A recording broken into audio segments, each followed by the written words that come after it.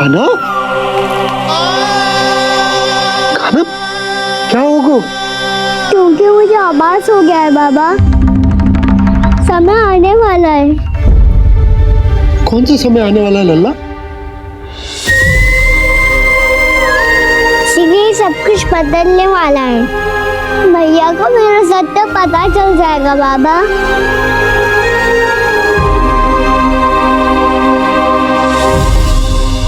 पर लल्ला, इसका काक भुसुंडी और खालिया नाक से क्या संबंध है? ऐसा क्या हुआ था और क्या होने वाला है?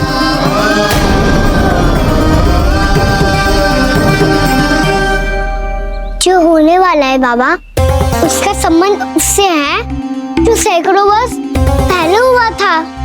महर्षि भृगु के एक वंशज थे वेद शिरोमुनि, जो विंध्याचल की पहाड़ियों में साधना कर रहे थे। तभी वहाँ अश्वशिरा नाम के एक दूसरे मुनि आमंत्रण के बिना ही आ गए। कितना सुंदर और शांतिपूर्ण आश्रम है। यहाँ प्रभु की साधना करने में बहुत आनंद आएगा। शीघ्र ही अश्वशिरा मुनि उपस्थिति के कारण होने वाले व्यवधान से बाध्य होकर वेद शिरोमुनि ने अपनी आंखें खोली। कौन हो तुम और यहाँ क्या कर रहे हो? आपके आश्रम में बहुत शांति है मुनिवर। साधना करने के लिए बहुत ही उत्तम स्थान है ये।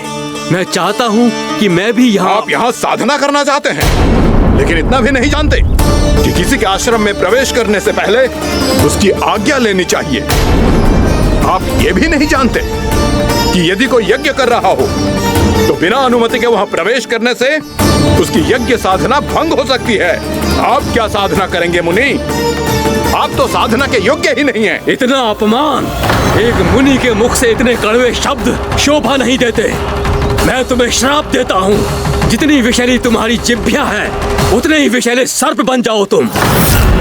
और ऐसा सर्प जो सांस भी ले तो निकट का वातावरण दूषित हो जाए। तुम्हारे इस दुस्साहस के लिए मैं तुम्हें श्राप देता हूँ कि तुम अभी इसी क्षण कौवा बन जाओ, और ऐसा कौवा जो कांव कांव करके अनर्गल प्रलाप करता रहे।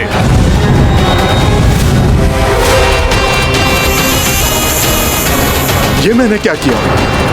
ये मैंने क्या किया? क्रोध के कारण दोनों ने एक दूसरे को श्राप दे दिया। पर दोनों ही मेरे भक्त थे, और भगवान होकर मैं अपने भक्तों को इतनी कठिनाई में कैसे देख सकता था। इसीलिए जिस संकट में उन दोनों ने अपने आप को फंसा लिया था, उसका समाधान।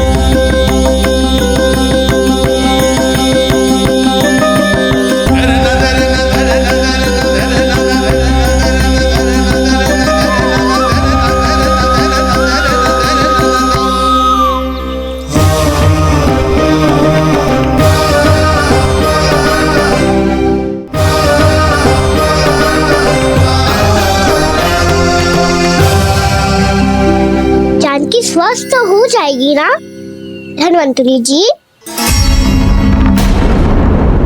धन्वंतरी? प्रभु, अब मैं क्या करूं?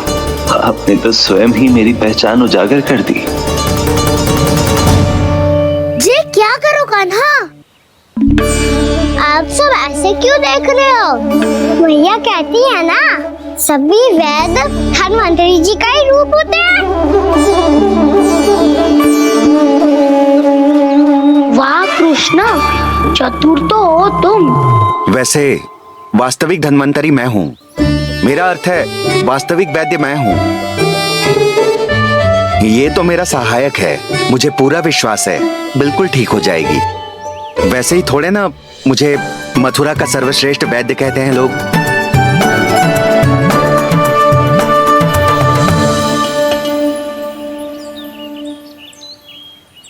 जसोदा भाभी, जसोदा जी, जानकी को चेतना आ गई। जानकी, जानकी, जानकी, तू ठीक है ना? क्षमा करना भाभी, मैं आपके लिए जल ना ला पाई। बस बहुत भूख लगी है। मैं अभी कच्छ लाती हूँ। जानकी, माखन खाओगी?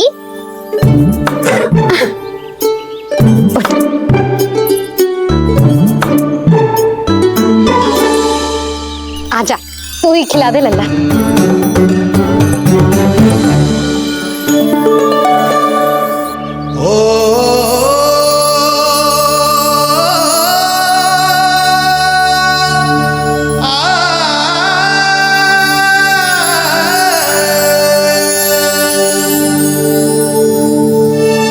तुम सब मेरे लल्ला को माखन चोर कहती हो ना? आज देखो, अपना ही माखन जानकी को खिला रहे हो है।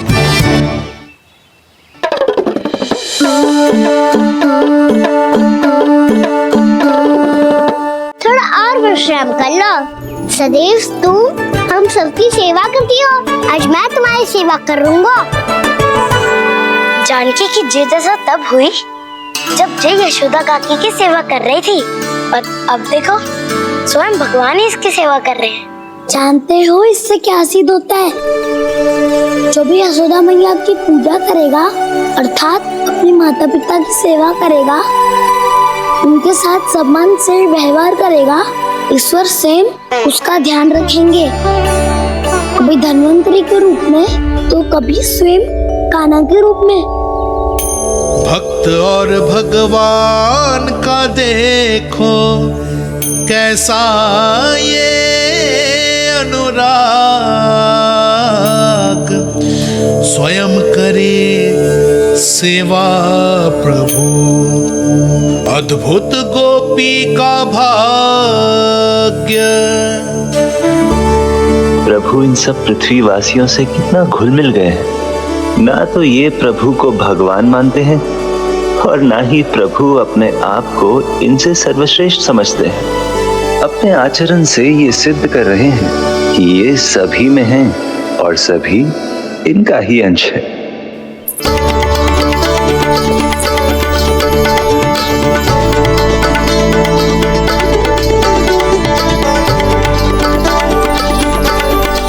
प्रभु, अब मुझे जाने की आज्ञा दीजिए।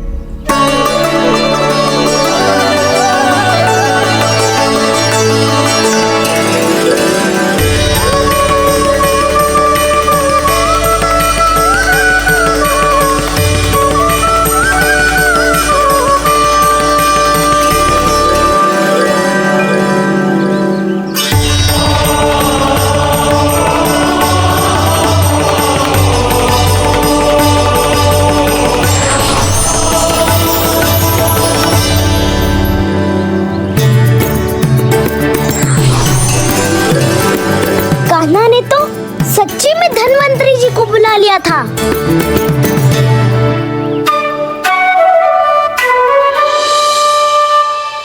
जब से कान्हा का जन्म हुआ है ना, मैं तब से देख रही हूँ, तब से हम पे कोई भी संकट आती है ना, तो अचानक से कोई अपरिचित हमारी सहायता करने आ जाता है,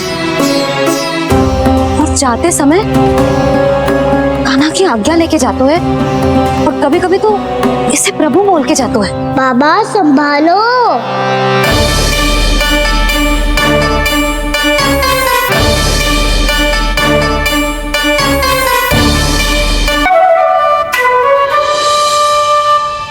जब से कान्हा का जन्म हुआ है ना, मैं तब से देख रही हूँ, तब से हम पे कोई भी संकट आती है ना, तो अचानक से कोई अपरिचित हमारी सहायता करने आ जाता है, और जाते समय कान्हा की आज्ञा लेके जाते है, और कभी कभी तो इसे प्रभु बोल के जाते है। बाबा संभालो। यशोदा, इस जानकी को चढ़ो है और विचित्र विचार तुम्हारे मन में है। अरे सब जानते हैं कि हमारा परिवार राजसी, तुम्हें पता ना चलता हो, पर हमारे कान्हा को सब राजकुमार ही समझते हैं देखकर। इसीलिए उसे सम्मान देने के लिए सब ऐसा ही करते हैं, और कोई बात ना है।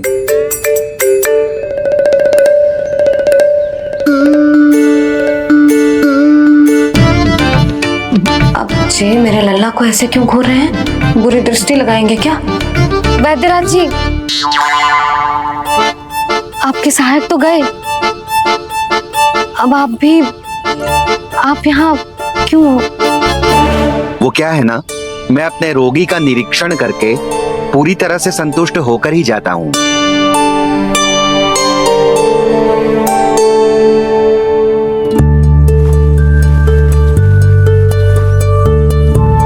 हाँ, संकेत तो अच्छे हैं, कल सुबह तक बिल्कुल ठीक हो जाएगी। धन्यवाद वैद्य जी।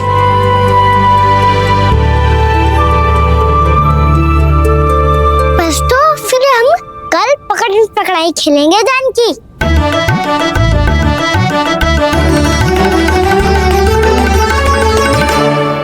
भानु, बंसी, जाकर उस क्षेत्र के चारों ओर बाड़ बनवा दो और वहां सूचना पट्ट भी लगा देना, ताकि जानकी के साथ जो हुआ है वो किसी और के साथ ना हो। शीघ्र जाओ। जी ठीक है।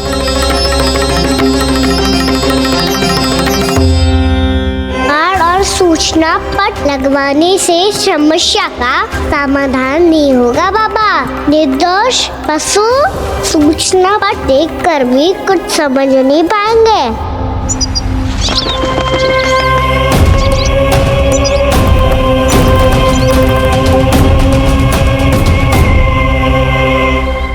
तो तुम्हारे कहने का अर्थ यह है कि व्योमासुर मारा जा चुका है और वो बालक अब भी जीवित है। हाँ महाराज, मैंने गोप बालकों को कहते सुना था कि कृष्ण ने छलिया को मोक्ष दे दिया है, पर वृंदावन सुरक्षित नहीं है महाराज। वो एक बहुत बड़ी समस्या से जूझ रहे हैं। कैसी समस्या? गांव के निकट क्षेत्र में किसी विषैले सर्प का निवास है। उसके विष का प्रभाव इतना भयानक है महाराज, जैसे विष ना हो, स्वयं हलाहल हो। मेरी कोई भी औषधि रोगी का उपचार नहीं कर पा रही थी। निकट के क्षेत्र में कहाँ है वो सर्प?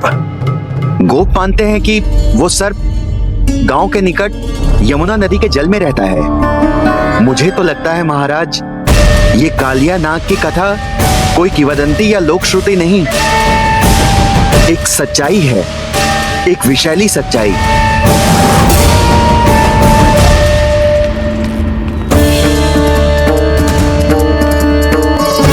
कालिया का सामना करने का समय आ गया है, और उससे पहले मुझे बुलाना होगा उन्हें।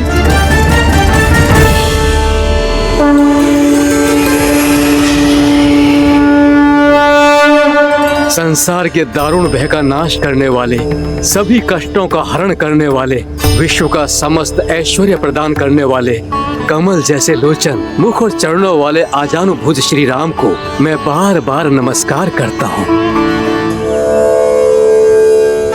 आपदामपहर्तारं दातारं सर्व संपदा, लोकाभिरामं श्री रामं भूयो भूयो नमाम्यहम्। काग-भूसुंडी।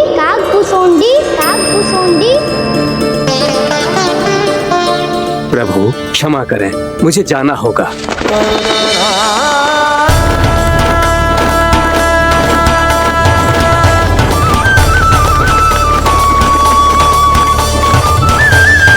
प्रणाम प्रभु। अनेक बार मैं आपके दर्शनों के लिए आया प्रभु। कभी नंद भवन के झरोखों से आपके दर्शन करके चला जाता था, तो कभी दूर किसी वृक्ष की आड़ से आपको निहार लिया करता था। आज आपने स्वयं मुझे बुलाकर धन्य कर दिया प्रभु।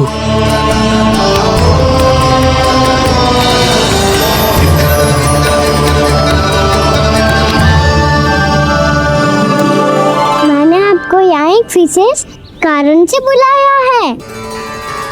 आपके श्राप से इस कालिया नाग को मुक्त करने का समय आ गया है। ये तो बहुत ही उत्तम समाचार है प्रभु। इतने वर्ष बीत गए, मुझे आज भी स्मरण है वो दिन जब मैंने उन्हें श्राप दिया था। अपने क्रोध पर नियंत्रण खोकर बहुत बड़ी भूल कर दी थी मैंने प्रभु। बीती हुई घटनाओं पर दुखी होके कोई लाभ नहीं है। हमें भविष्य की ओर देखना होगा।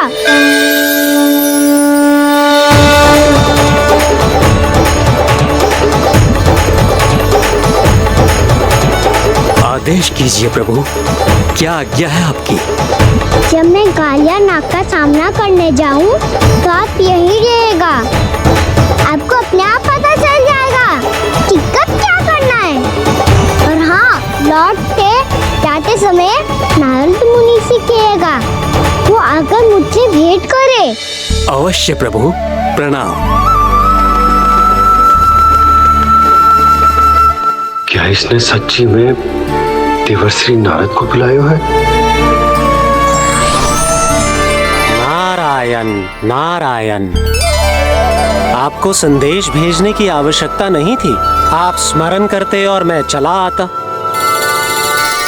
तुम्हारा कल्याण हो नारद।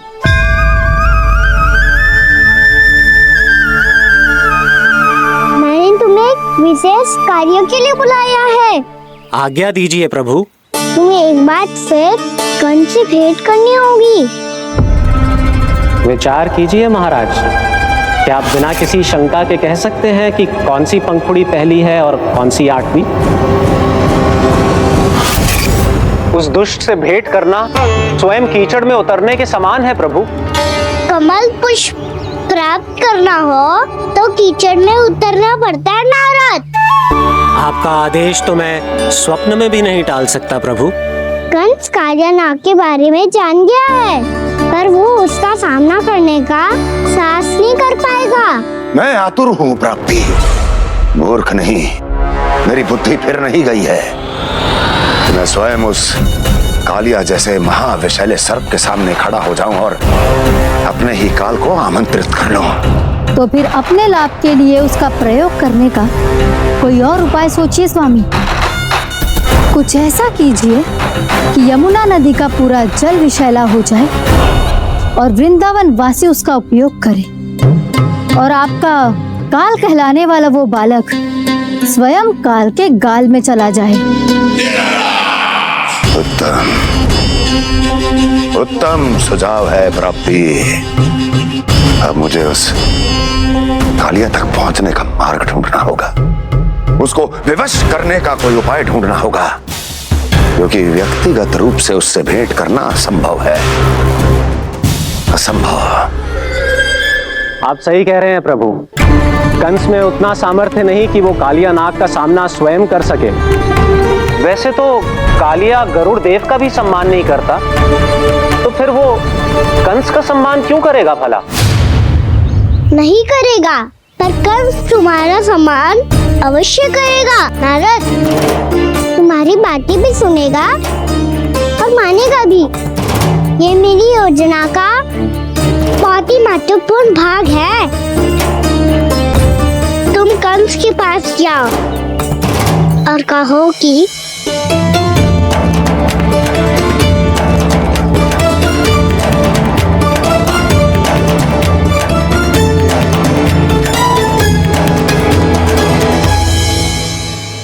संतान अपने माता पिता को तीर्थ का सौभाग्य दिलाती, और मेरा लल्ला कितना महान कि उसने हमारे घर को ही तीर्थ बना दिया।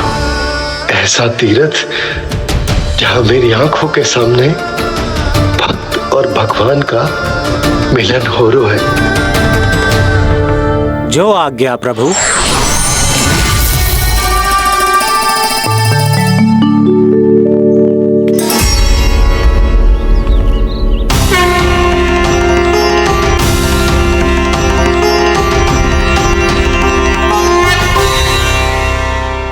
बाबा, कान्हा,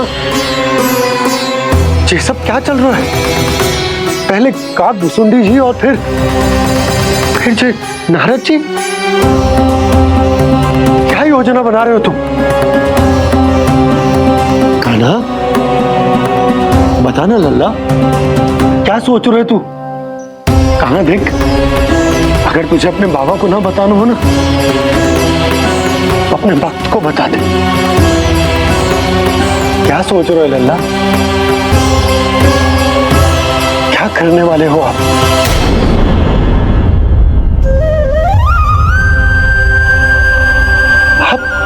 आप इतने दुखी क्यों हो? रूठे मनाए।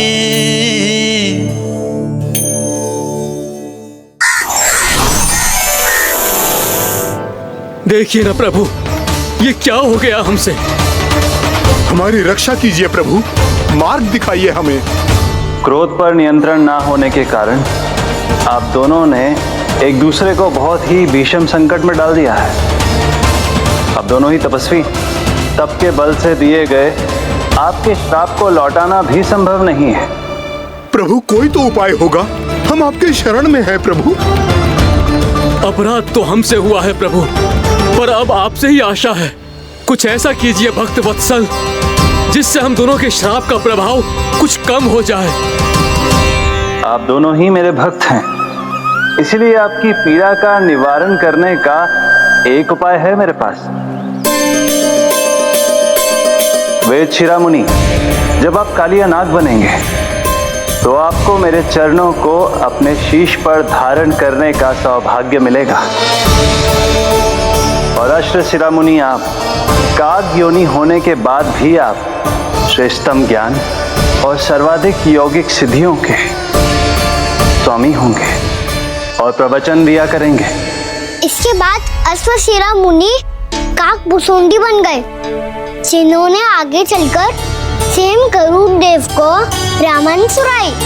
और मुनि वेदशिरा महर्षि कश्यप और देवी कत्रियों के पुत्र कालिया नाग बनकर जल में। और अब वही कालिया नाग जमराज में, जिनके कारण जानकी के प्राण लगभग चले ही गए थे। अब कालिया नाग को उचित स्थान पर भेजने का समय आ गया है बाबा। और ये तो अच्छी बात है कान, वेद शिरा मुनि को दिया हुआ तुम्हारा वचन भी पूरा हो जाएगा, जमुना जी की शुद्धि भी हो जाएगी। इस सब के बाद भी तुम दुखी क्यों हो? क्योंकि इसके बाद मैया के सामने मेरा रहस्य खुल जाएगा बाबा। उन्हें पता चल जाएगा कि उनका बालक कोई साधारण बालक ना है। भविष्य में जो होने वाला है उसे सबके सामने घटने से रोकना मेरे लिए भी संभव ना होगा। मैया को सब पता चल जाएगा। क्या पता चल जाएगा रे मुझे?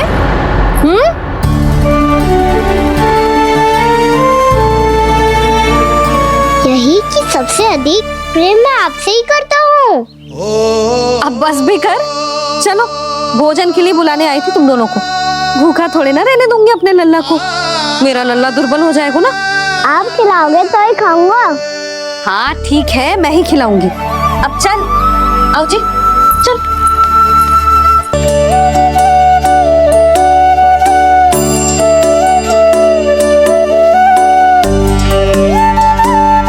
भैया खेलो ना मेरे साथ। भैया सुनो ना, मेरी बात ना मानोगी? अभी बहुत कार्य पड़े लल्ला, देख जानकी को औषधि भी देने जाना है ना। औषधि मैं दे दूंगा, फिर तो खेलोगी ना आप मेरे साथ। पिछले कुछ दिनों से अपनी मैया का अधिक से अधिक प्रेम पाने का प्रयास करो है कान्हा। इसका तो एक ही अर्थ हो सकता कि कछु बहुत बड़ो होने वालों है। कान्हा रुक जा लल्ला। कान्हा क्यों तंग कर रहा है? मैया को पहन लेना। कान्हा, कान्हा, ये क्या करो तूने?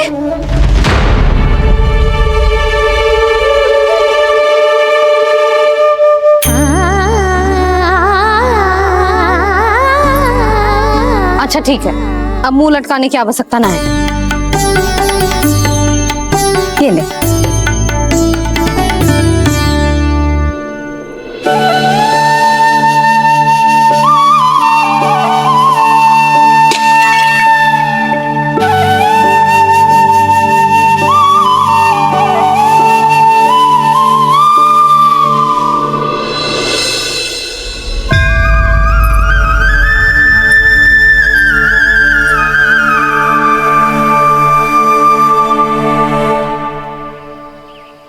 तंग करे मैया को जाए, खेले रूठे मनाए,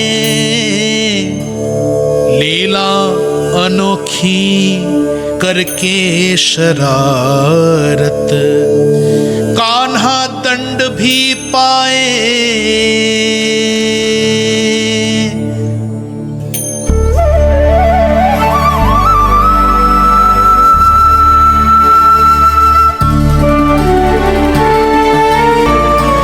रूठना मनाना, खेलना खिलाना, पहले शरारत करके क्रोध दिलाना और फिर क्षमा मांग लेना, ये सब जानबूझकर कर रहे है कान्हा।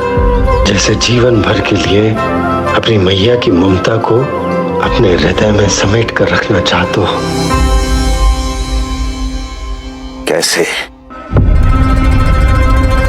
कैसे करूं उस कालिया से मित्रता, कैसे करूं उसका उपयोग?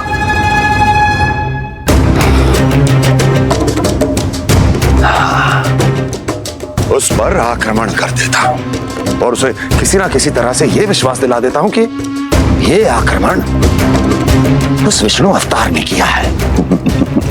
फिर वो क्रोध में आकर सारे वृंदावन वासियों को अपने विष से समाप्त कर देगा। उचित है, ये उचित है। नारायण हरि, नारायण हरि।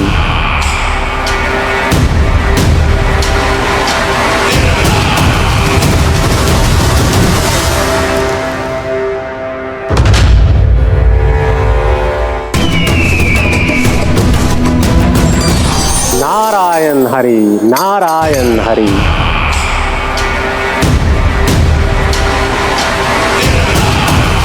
प्रणाम देवर्षि। इस योजना में कितना लाभ है और कितनी हानि, यह आंकलन करते करते थक गए होंगे मथुरा नरेश। देवर्षि, आज मेरा ध्यान कैसे आ गया आपको? आप तो सदैव ही मेरे ध्यान में रहते हैं महाराज कंस। सत्य तो यह है कि मथुरा में जो भी हो रहा है मुझसे छिपा हुआ नहीं है। मैं जानता हूं कि आप किसी भी असुर को वृंदावन क्यों ना भेजें, और वो असुर कितना भी शक्तिशाली क्यों ना हो, कृष्ण का सामना नहीं कर पाता। या तो पराजय स्वीकार करके आपके पास लौट आता है, या तो फिर वीर गति को प्राप्त हो जाता है।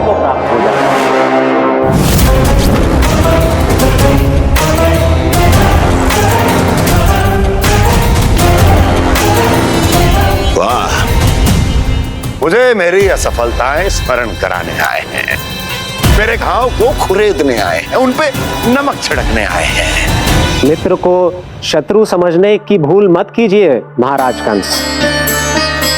मैं तो आपकी सहायता करने आया हूं। हाँ, और मेरी सहायता। कृष्ण विष्णु अवतार है, आप विष्णु के भक्त हैं। मैं हूं विष्णु द्रोही, फिर भी जो आपके आराध्य को हानि पहुंचाना चाहता है उसकी सहायता करना चाहते हैं आप। क्या आप निश्चित रूप से कह सकते हैं कि आप ब्रह्मांड के सभी नियमों को अच्छी तरह समझते हैं? अवश्य। आपके लिए बस इतना ही जानना पर्याप्त होगा कि मैं जो कुछ भी कर रहा हूं उसके लिए मेरे व्यक्तिगत कारण हैं। मैं तो बस आपके हित में पिछली बार की तरह एक सुझाव लेके आया था, पर यदि आप मेरा सुझाव सुनना भी नहीं चाहते तो आपकी इच्छा। नारायण हरि, नारायण हरि। कारण चाहे जो हो, इनके पिछले सुझाव के कारण ही आज मेरे शत्रुओं की संख्या कम है। अन्यथा मैं देवकी के अन्य पुत्रों को भी जीवित छोड़ देता, और आज वो सब अपने भाई के साथ मिलकर उसकी शक्ति को अनेक गुना बढ़ा देते। ठहरिए देवऋषि।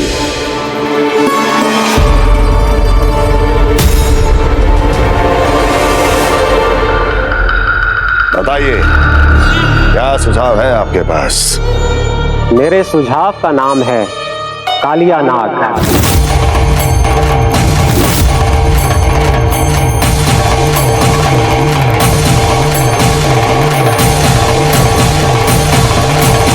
उसके विषय में मैं जानता हूं देवर्षि। तो समस्या ये है कि मैं स्वयं उससे मिलने नहीं जा सकता। भेंट नहीं कर सकता। उस कृष्ण की हत्या के लिए उसको वृंदावन जाने के लिए तैयार नहीं कर सकता। तो मत जाइए उसके सामने और ना उसे भेजिए कृष्ण के सामने। हर बार आप किसी ना किसी असुर को अपने शत्रु के क्षेत्र में भेजते हैं, जहां शत्रु उसका सामना करने के लिए पूरी तरह से तैयार होता है और आपका असुर मारा जाता है। इस बार शत्रु को युद्ध स्थल चुनने का अवसर मत दीजिए महाराज। इस बार योजना का जाल ऐसे बुनिए कि कृष्ण स्वयं उसके पास जाने के लिए विवश हो जाए। कालिया नाग स्वयं काल है, मृत्यु का दूसरा नाम है। उसके विष का उपयोग अपने लाभ के लिए कीजिए महाराज। वैसे कालिया के विष की अधिकता का अनुमान तो होगा ही आपको।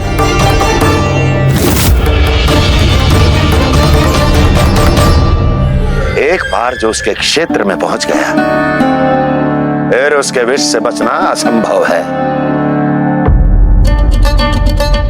उचित सुझाव है देवर्षि, उचित सुझाव है। देवर्षि, उस छलिया विष्णु की भक्ति करते करते आप भी उसके रंग ढंग सीख गए हैं। उचित है, उचित है।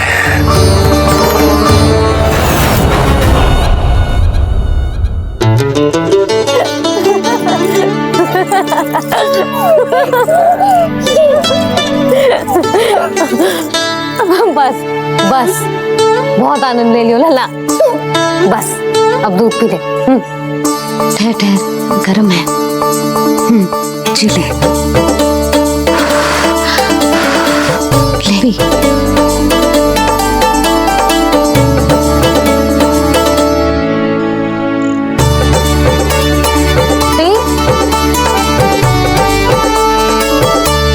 मैं ना होती तो ना जाने क्या हो तो तेरा। अपने आप दूध भी ना पी सकते है, भावला कहीं का। आपकी इस प्रेम के लिए तो मैं धरती पे आया हूँ मैया। मैं भी यही सोच रहा हूँ यशोदा कि तुम ना होती तो मेरा क्या होता। इसी बात पे थोड़ा दूध और कजू खाने को दे दो। अरे मैं तो भूल ही गई। तनिक ठहर जाओ जी दूध पी लेना तो आपके लिए भी कछु ले आती हूँ।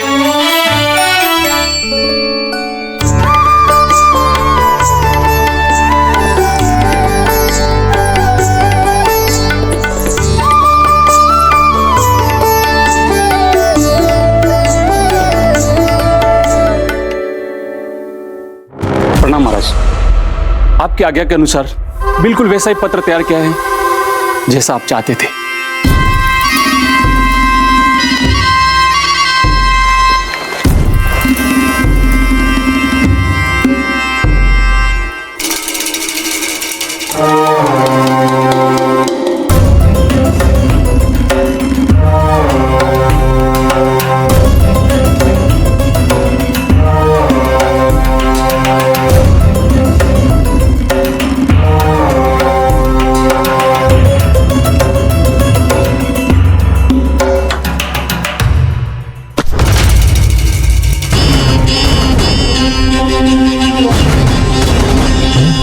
कृष्ण जन्म से लेकर आज तक ये मेरी सबसे महत्वपूर्ण योजना है। इसका सफल होना निश्चित है दूत, किंतु केवल वही करना जैसा मैंने कहा है।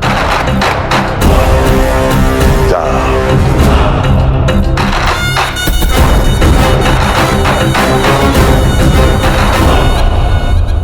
कान्हा,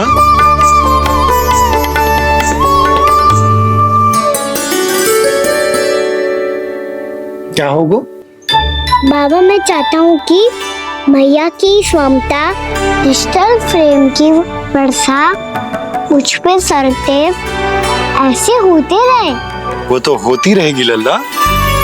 अपने लल्ला के लिए किसी मैया का प्रेम कभी कम हो सकता है भला? नंदराज, वो मथुरा से एक दूत आयो है महाराज कंस का राजपत्र लेके।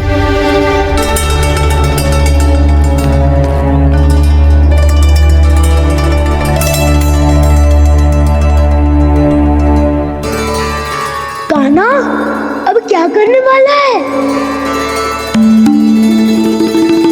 तेरे बाबा कहाँ गए? हाँ? कंस मामा का खेल आराम हो गया है, पर मैया वो सब सुनेगी तो व्यर्थ चिंतित हो जाएगी। बस थोड़ा बाहर गया मैया, कछु खा रही से। बाहर इस समय? मैया क्या होगा? मैया देखो ना, पीठ पे कछु हो रहा है। मेरा हाथ ना पहुंचो, आप करो ना। यहाँ? क्षमा करना मैया, पर अभी बाबा को ही संभालने दो ये सब। कहिए, क्या संदेश लाए हैं आप? नहीं नंदराज, नहीं। महाराज कंस का आदेश है कि ये संदेश सभी गांव वालों के साथ ही पढ़ा जाए। ठीक है, मैं गांव वालों के सामने पढ़ दूंगा, पर मुझे तो दीजिए पढ़ने के लिए। महाराज की आज्ञा का पालन करना आपके लिए भी आवश्यक है नंदराज। सभी गांव वासियों की सभा बुलाइए। बंसी, सभी गांव वालों की सभा बुलाओ। राजपत्र में ऐसा क्या संदेश भेजा है कंस ने? अब मेरे पत्र को पढ़कर सब भौचक के रह जाएंगे। और वो कृष्ण, उस कृष्ण के पांव के नीचे से तो भूमि खिसक जाएगी, आकाश फट पड़ेगा, बिजलियां गिर जाएंगी। प्राप्ति, ओ प्राप्ति, कंस का पत्र। स्वयं को बहुत अधिक शक्तिशाली समझता है ना वो। अब देखता हूं कैसे वो इस महासंकट का सामना करता है। वो कृष्ण, वो अपनी मृत्यु स्वयं चुनेगा या मृत्यु की वेदी पर चढ़ा देगा प्रिय वृंदावन वासियों को।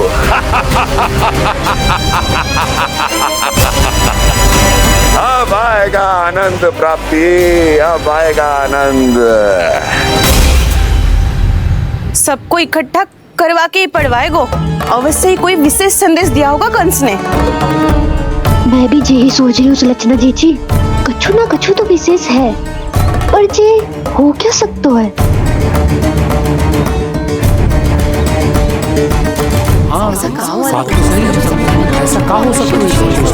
सभी गाँव वासियों के सामने कछु तो विशेष अवश्य लग रहा है। बाहर तक कोलाहल क्यों हो रहा है? मैया, मैया, अब क्या होगा? मैया देखो ना, सर पे कछु हो रहा है। लल्ला, नारायण ने तुझे हाथ दिए हैं ना? पीठ की बात अन्य थी, अपने सिर की सेवा स्वयं कर। सर पे तो हाथ पहुंच रहा है ना?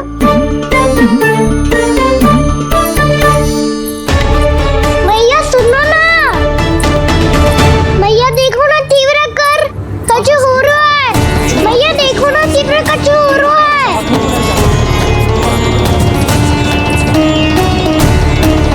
सब लोग आ चुके हैं, अपना संदेश सुनाइए आप। गोपराज नंद और सभी वृंदावन वासियों को सूचित किया जाता है कि मथुरा अधिपति और आप सभी के महाराज कंस ने कल सुबह भव्य पूजा का आयोजन किया है।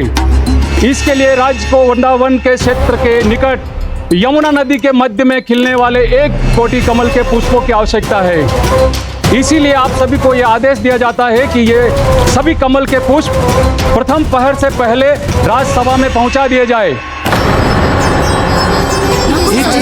तो सारे वो भी प्रथम पहर से पहले कैसे हो सकते हैं? यदि आप ऐसा करने में असफल रहे तो इसे राज आज्ञा का उल्लंघन माना जाएगा और राजद्रोह के आरोप में आप सभी को कड़े से कड़ा दंड दिया जाएगा।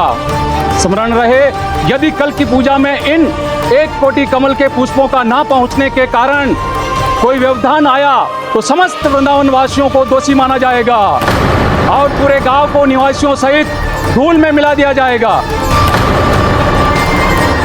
कल प्रथम पहर तक का ही समय है आप सबके पास।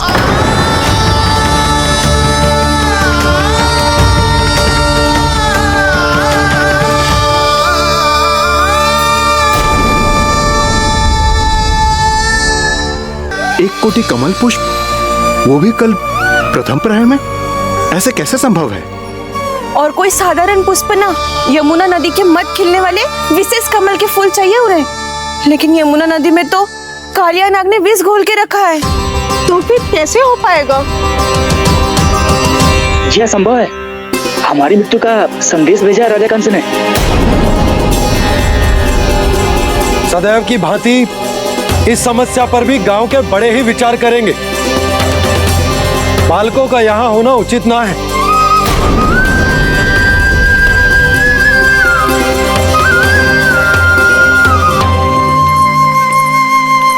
लल्ला ले जे गेंद ले, जा अपने सखाओं के साथ खेल।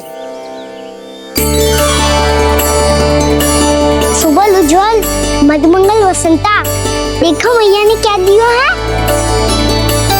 चलो खेले, बहुत आनंद आएगा आज।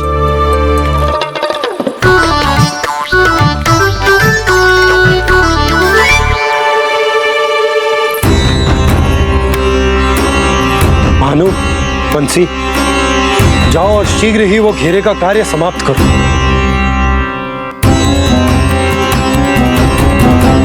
पर कछु ना कछु तो करना पड़ेगा ना। पर हम कर ही क्या सकते हैं? पुष्प लाने को और कोई उपाय है भी तो ना।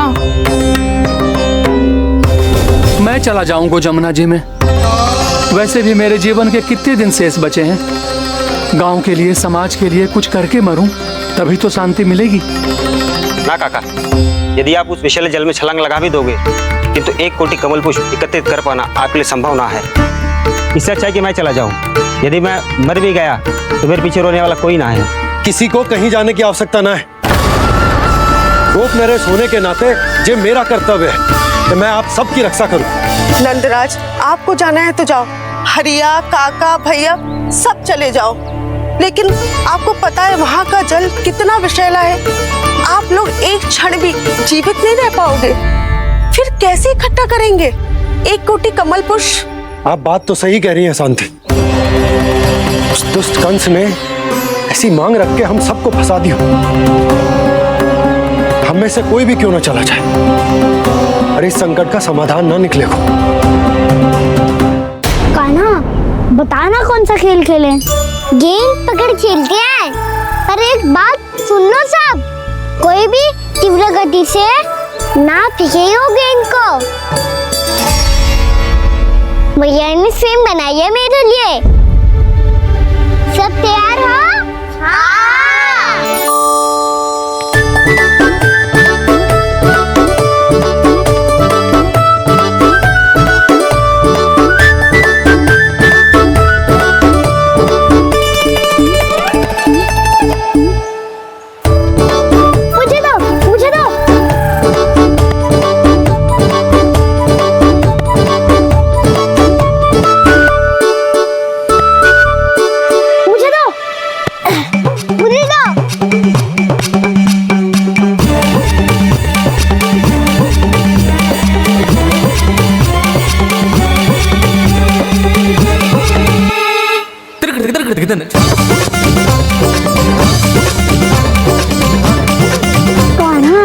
इतनी धीरे से फेंकेगो तो कैसे आनंद आएगा?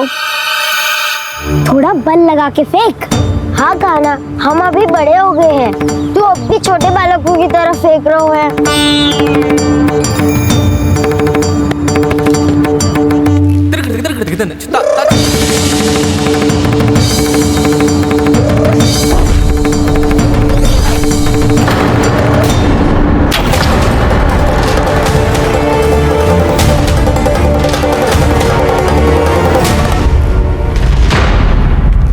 दीदी जी क्या करो कान्हा? गेंद तो डूब गई।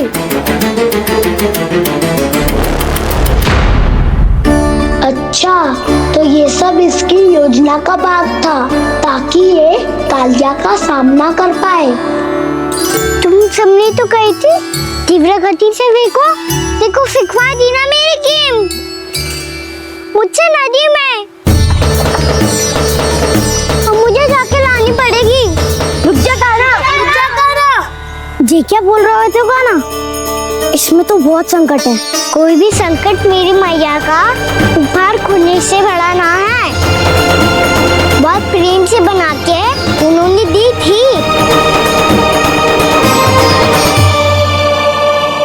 नारायण, कोई उपाय समझ में ना आ रहा है।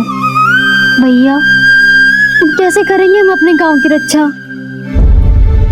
कीड़े पड़ेंगे उस दुष्ट को।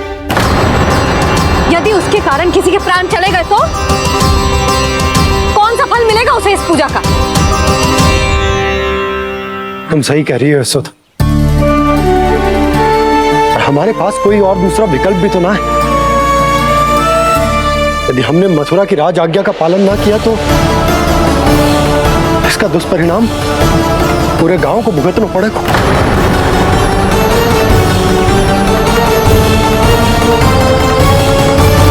पाना,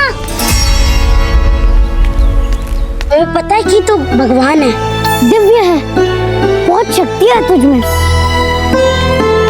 पर फिर भी हम तुझे विषैले जल में ना जाने दे सकते। कुछ होगा तो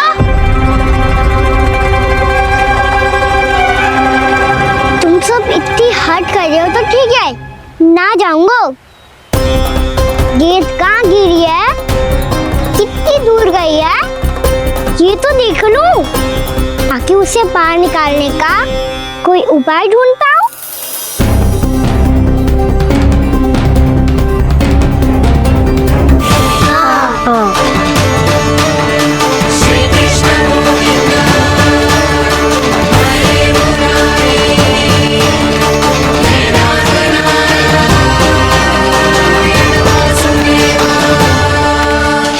कान्हा की ये लीला तो समझ ही नहीं आ रही। पहले इसने देवर्षि नारद को मथुरा जाकर कंस को भड़काने के लिए कहा, फिर स्वयं ही दुखी भी हो गया कि अब इसका रहस्य सबके सामने खुल जाएगा। और अभी स्वयं में तो इसने कहा था कि गेट बहुत महत्वपूर्ण है, फिर स्वयं ही उसे नदी के विषैले जल में फेंक दिया।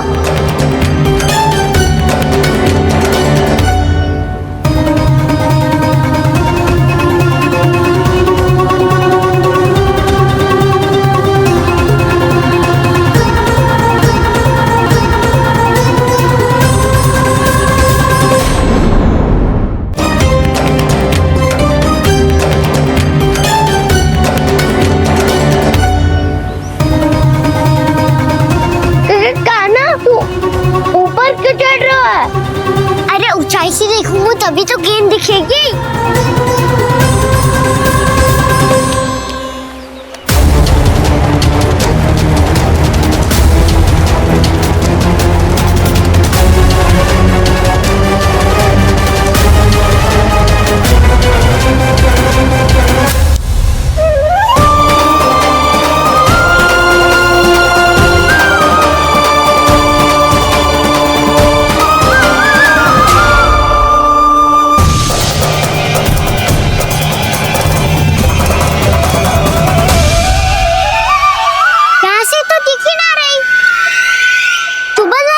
फेंकी थी ना?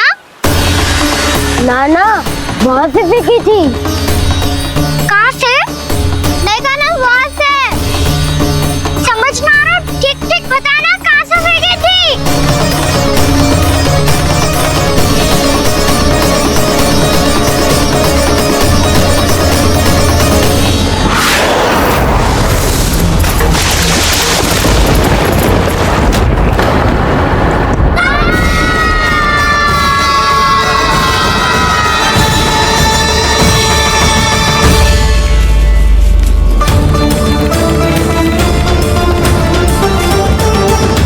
कालिया नाग के क्षेत्र में जाकर कोई भी जीवित वापस ना लौट सको है।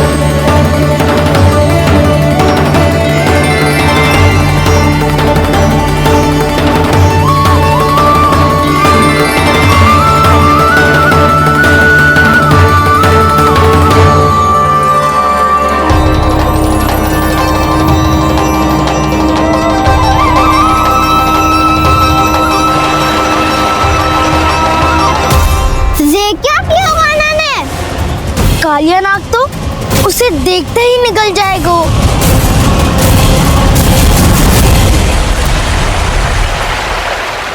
तो आरंभ से अब तक सब कुछ उसकी लीला का ही भाग था।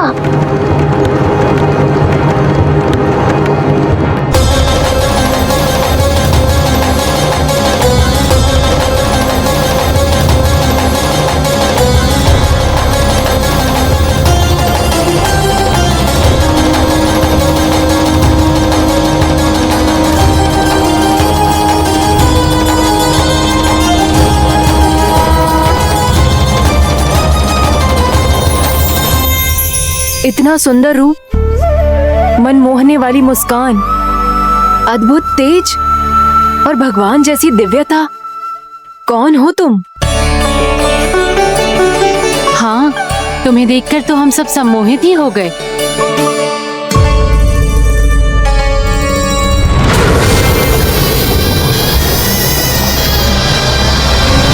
तुम जो भी हो बालक, वापस लौट जाओ। हमारा हृदय तुम्हें ही देखते रहना चाहता है, किंतु यदि हमारे पति जाग गए तो तुम्हें अवश्य हानि पहुंचाएंगे। ये बहुत विषैले है बालक, कालकोट जैसे भयानक। इनके विष से तुम नहीं बच सकोगे। नंदराज, कालिया नाग के विष का प्रभाव बढ़ते ही जा रहे हैं। पहले 8 कोस तक उसके विष का प्रभाव था, अब तो 1 योजन से अधिक क्षेत्र में फैलो है।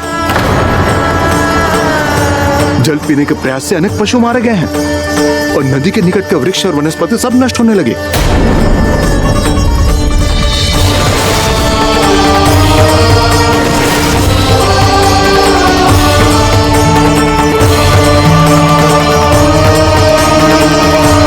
इनके विष की तीव्रता इतनी अधिक है बालक कि इनके संपर्क में आने वाले को तड़पने का भी अवसर नहीं मिलता। इनके विष की अग्नि क्षण भर से भी कम समय में प्राणवायु को जलाकर राख कर देती है।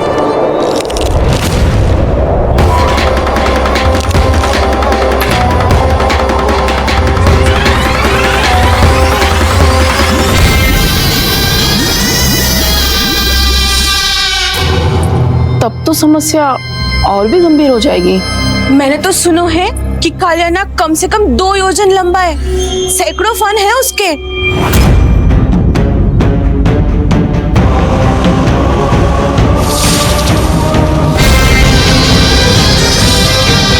इसका अर्थ तो ये है कि हम दोनों ओर से फंस गए। एक और कंस को 1 कोटि कमल पुष्प देने जो कि कालिया नाग के क्षेत्र में पड़ते हैं, और दूसरी ओर उस कालिया नाग का विष यमुना जी के क्षेत्र में बढ़ता ही जा रहा।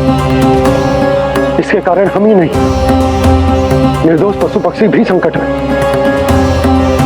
इन दोनों समस्याओं का एक ही समाधान है, उस कालिया नाग का सामना करना। और ये ना समझ आ रहा कि हम ये करेंगे कैसे, क्योंकि ये बात साधारण मनुष्य के बस की ना है। हमारे लिए ये असंभव है।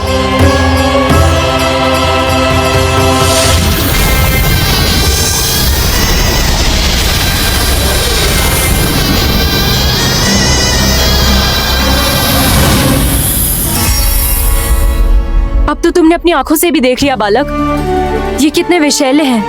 नींद में भी विष उगलते हैं। इससे पहले कि तुम्हें कुछ हो जाए, चले जाओ यहाँ से। मान लो हमारी बात।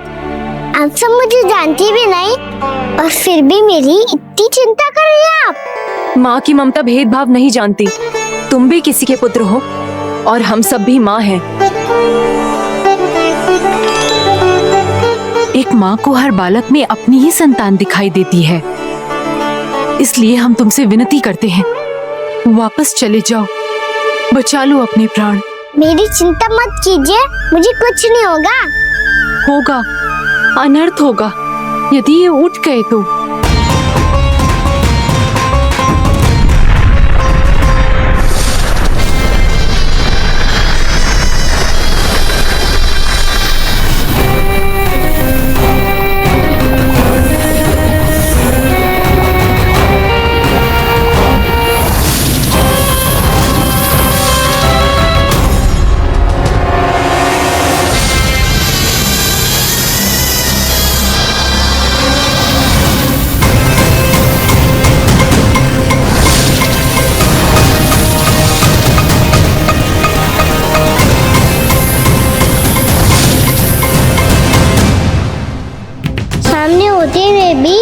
अपने इश्क को केवल वही देख सकता है जो अपना अभिमान त्याग चुका हो। पर पूर्व जन्म में मेरा भक्त होने के नाते मेरा सत्य स्वरूप देख पाने में मुझे इसकी सहायता करनी चाहिए।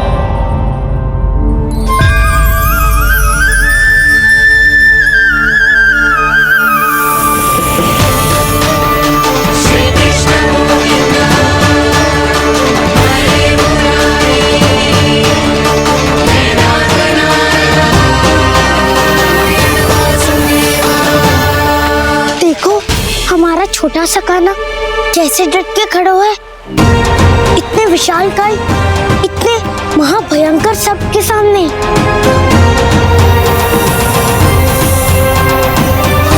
ये कोई भगवान नहीं है जो इसके सामने हाथ जोड़ रही हो तुम सब।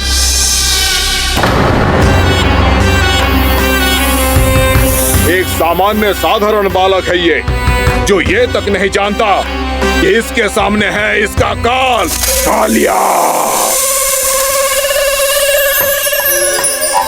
तू कौन है बालक? मेरे इतने निकट आकर भी तू जीवित कैसे है? मेरी नहीं, अपनी चिंता करो कालिया।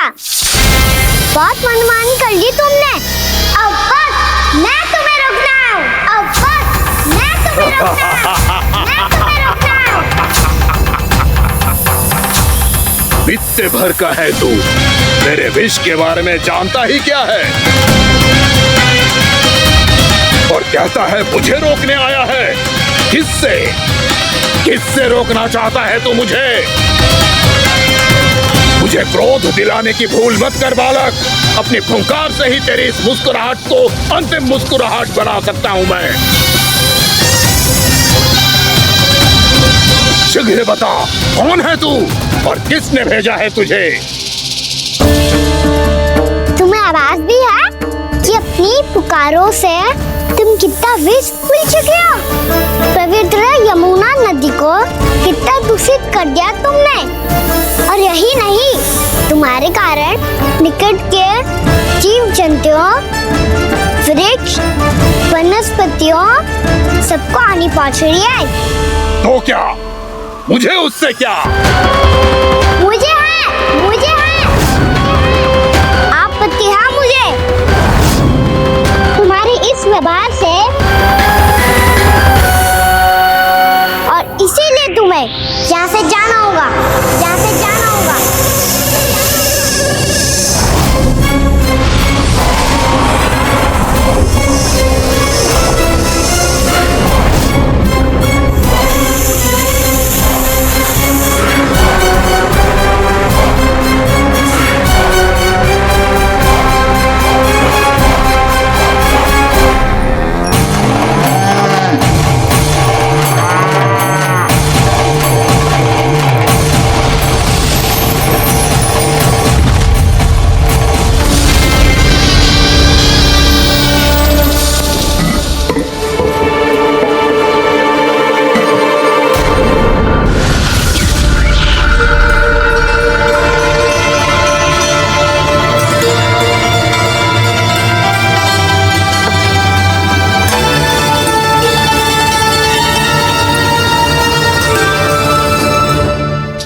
मुझे आदेश देने का साहस भी कैसे किया तूने? इस क्षेत्र को मैंने अपना राज्य बनाया है, मेरा परिवार रहता है यहाँ, और तू मुझे यहाँ से जाने के लिए कह रहा है? हाँ, क्योंकि तुम्हारे यहाँ रहने के कारण अन्य जीवों को हानि हो रही है, और मैं ऐसा नहीं होने दे सकता। मैं तो बस वही कर रहा हूँ जो एक सर्प का स्वभाव है। विष फैलाना स्वाभाविक है मेरे लिए, इसलिए मुझे चुनौती मत दे बालक। चुनौती तो मैं चुकाऊं कालिया। अब तो बस तुम्हें स्वीकार करनी है।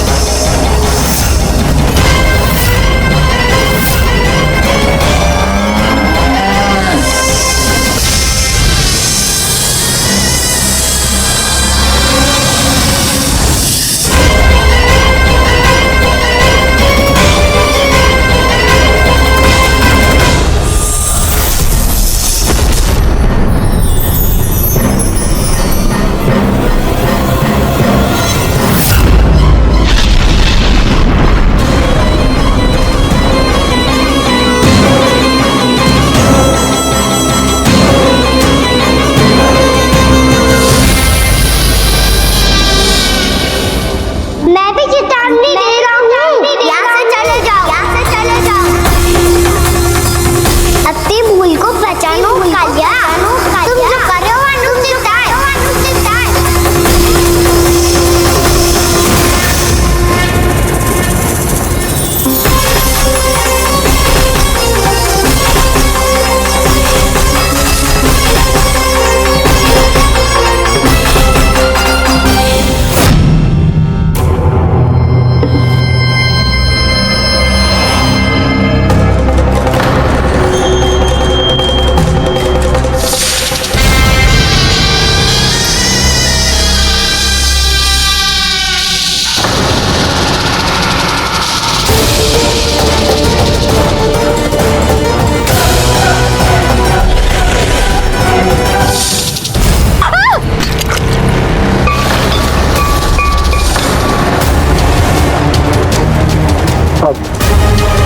मैं आता हूँ।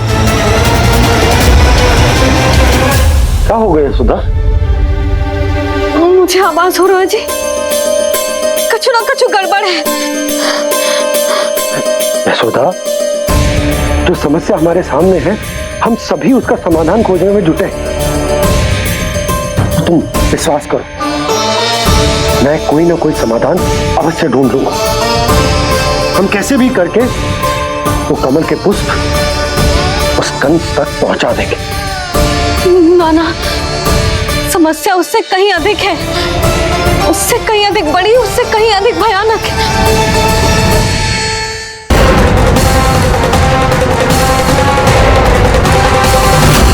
विस्की ये बूंद से ही सबके प्राण चले जाते हैं, इसलिए तो विस्की धारियां फेंके हुए हैं खाना पे। कान्हा कैसे बच्चे को अधिक विष से? इसका विष तो क्या, ये सर स्वयं भी छू तक नहीं पाएगा हमारे कान्हा को।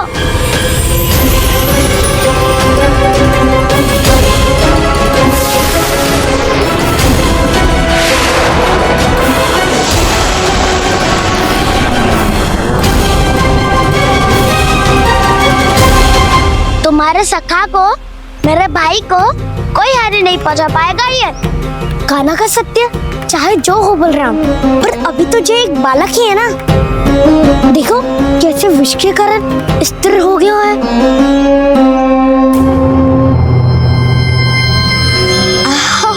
हाउ सर्फ ने कितनी आसानी से अपनी पूंछ से बांध लिया है।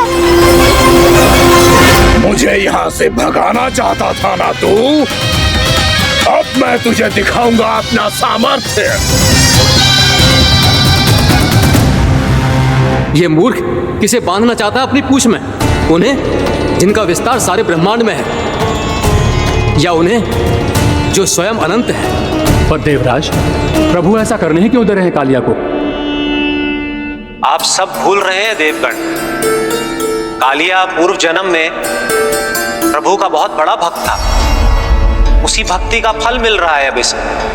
वैसे भी भक्तों के मन का भाव सबल हो तो भगवान तो सहज ही बंध जाते हैं।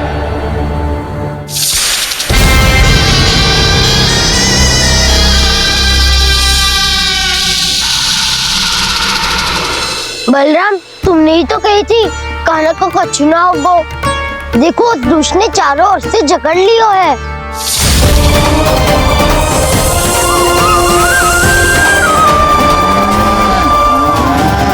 ये क्या कह रही हो तुम? सुधा जी, क्या हुआ? घबरा क्यों रही हो आप?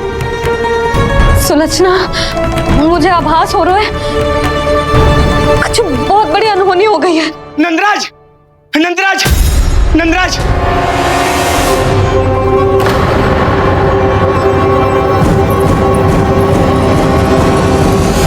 नंदराज, कान्हा ने जमदग्नि नदी में छलांग लगा दी है। कान्हा ने जमदग्नि नदी में छलांग लगा दी है। कान्हा ने जमदग्नि नदी में छलांग लगा दी है।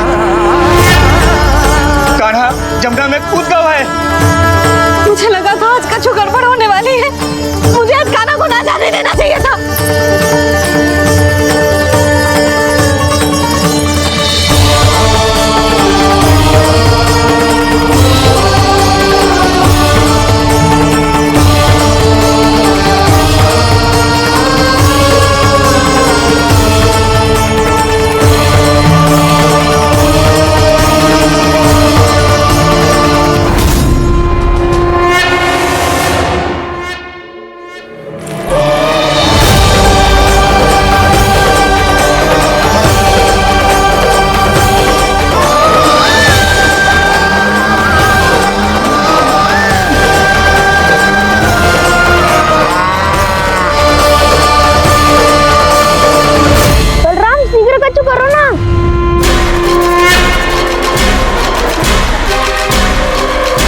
कुछ भी करो पर कान्हा को बचाओ।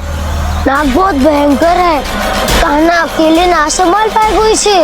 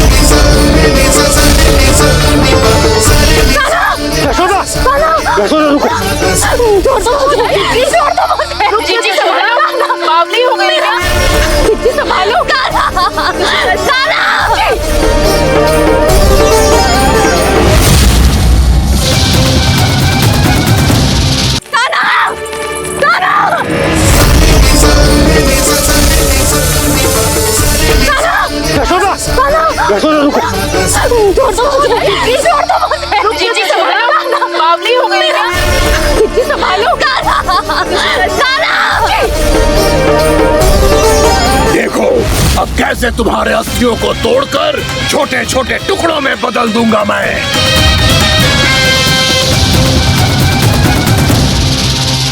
बच्चे आप जाओगी तो आप भी फंस जाओगी। अपने लल्ला के लिए मैं किसी भी संकट का सामना करने के लिए तैयार हूँ। छोड़ो ना यशोदा, हमें कोई और उपाय खोजना पड़ेगा। कोई और उपाय? आप देख ना रही मेरा कान्हा किस दशा में है।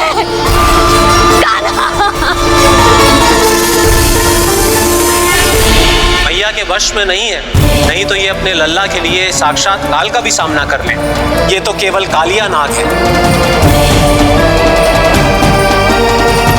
हे नागराज, आप मेरे प्राण ले लो पर कान्हा को छोड़ दो। ना नागराज, आप मेरे प्राण ले लो, मैं विरोध भी ना करूंगी। ना नागराज, आप मुझे मार दो पर मेरे कान्हा को छोड़ दो। ना ना ना ना नागराज, मेरे प्राण ले लो, हमारे कान्हा से क्या शत्रुता है आपकी। प्रभु के लिए जो प्रेम यशोदा मैया के हृदय में है वही इन सभी गोपियों के हृदय में भी है।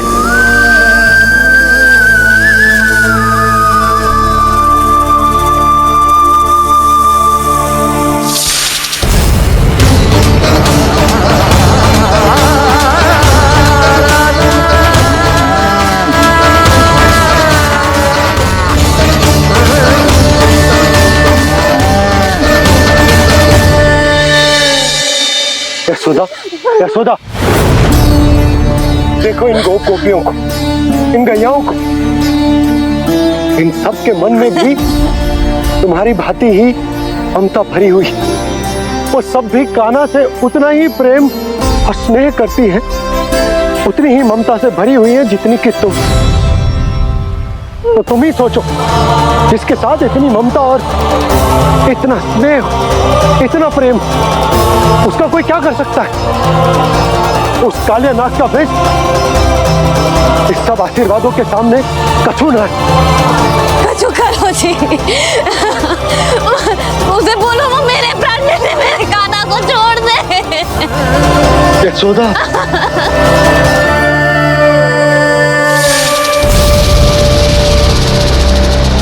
केवल इन्हीं में नहीं देवराज, नाग पत्नियों के हृदय में भी ममता का वही प्रेम उमड़ रहा है। देखिए। मैं आपके हाथ जोड़ती हूँ स्वामी, इस बालक को छोड़ दीजिए। ये अवश्य ही कोई दिव्य आत्मा है स्वामी। हम आपसे विनती करते हैं स्वामी, इस नन्हे बालक को हानि मत पहुंचाइए स्वामी। मेरी पत्नियां मेरे ही शत्रु के लिए विनती कर रही हैं। अब यदि इसके पक्ष में एक शब्द भी कहा तुम सबने, तो मैं इस बालक से पहले तुम सबके प्राण ले लूंगा।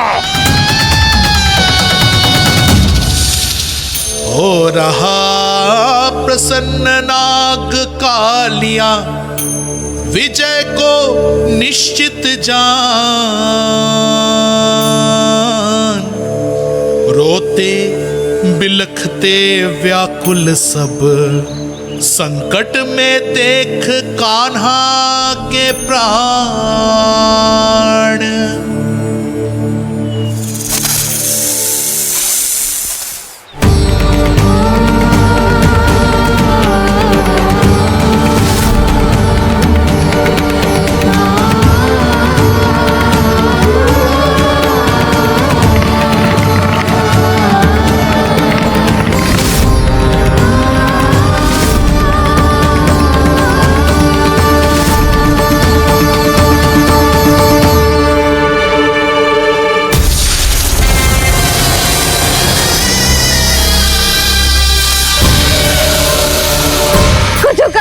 मेरे लल्ला को बचा लो, कोई तो कुछ करो। जीजी संभालो जसोदा। यशोदा, यशोदा तुम शांत हो जाओ, मैं कान्हा को वापस लेकर आऊंगा, मैं रक्षा करूंगा उसकी। ना नंदराज, नंदराज नहीं, कम से कम आप तो समझो नंदराज, कालिया के पास आप जाओगे तो आप भी फंस जाओगे।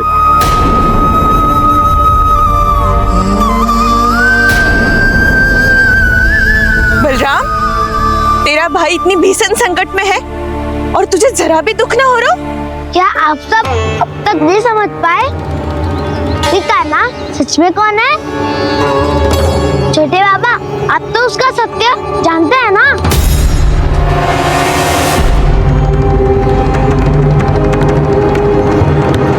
मानता हूँ कि आप सब कान्हा के रहस्य के बारे में नहीं जानते, और क्या उसके जन्म से आज तक घटी एक से बढ़कर एक विचित्र घटनाओं को भी भूल गए हैं आप सब। भूल गए हैं कि कैसी पूतना जैसी राक्षसी उसका कुछ बिगाड़ नहीं पाई, कैसे तरनावती जैसा भयानक राक्षस उसे एक खरोच भी नहीं दे पाया था।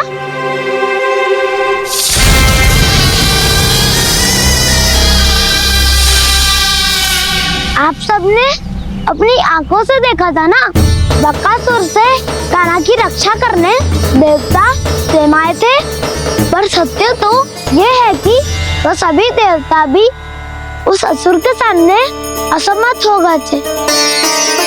तब कान्हा ने बहुत ही आसानी से उस भयंकर असुर का वध किया था, एक ही बार में धराशायी कर दिया था उसे। तो आप सभी सोचिए, बार बार ऐसे असाधारण कार्य करने वाला बालक साधारण कैसे हो सकता है? अब तो आरंभ से ही सारा सत्य जानते हैं छोटे बाबा। रहस्य छुपाने में सदैव कान्हा की सहायता करते आए हैं आप, और आज आप स्वयं ही उसके सत्य को भूल रहे हैं। और तुम सब भी तो जानते हो कान्हा की शक्तियों के बारे में, तो क्या तनिक भी विश्वास ना है अपने सखा पे? बलराम, जे तू क्या कह रहा है? मैंने जो कहा उसका एक एक शब्द सत्य है छोटी माँ। यदि प्रभु की इच्छा हुई तभी कुछ ही क्षणों में सब कुछ अपनी आंखों से स्वयं अनुभव कर लेंगे आप।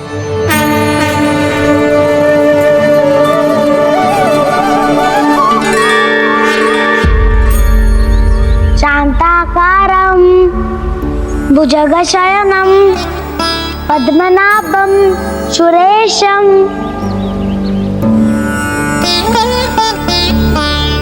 विश्वाधारं गगनसदृशं मेघवर्णं शुभांगं लक्ष्मीकान्तं कमलनयनं योगी वीरध्यानगम्यम् वन्दे विष्णुं भवभयहरं सर्वलोकैकनाथम्।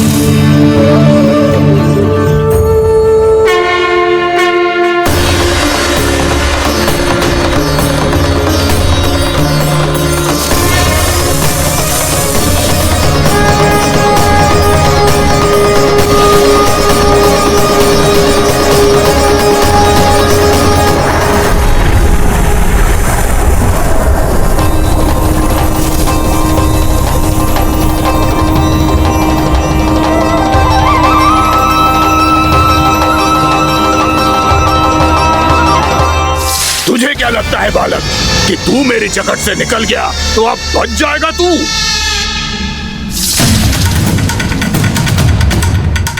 मेरे विष से अपनी प्राण रक्षा करने में सफल रहा, मेरी जगत से भी छूट गया, पर मेरे दंश से नहीं बच पाएगा।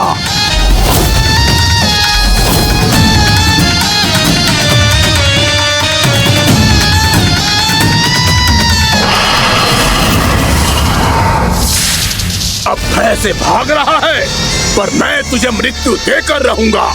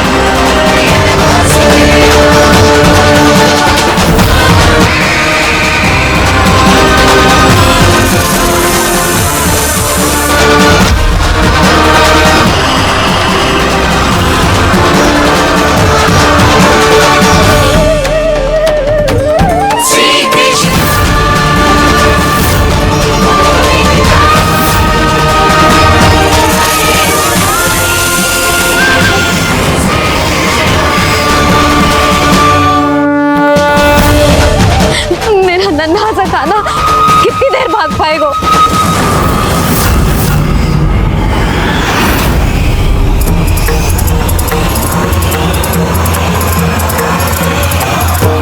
और कितनी प्रतीक्षा करोगे मेरी भक्त कालिया?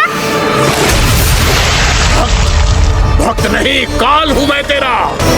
जब अहंकार का मुकुट बुद्धि को ढक लेता है तो भक्त अपने भगवान को भी नहीं पहचान पाता। व्यर्थ की पहेली में मत उलझा बालक, ना मैं भक्त हूँ और ना तू भगवान।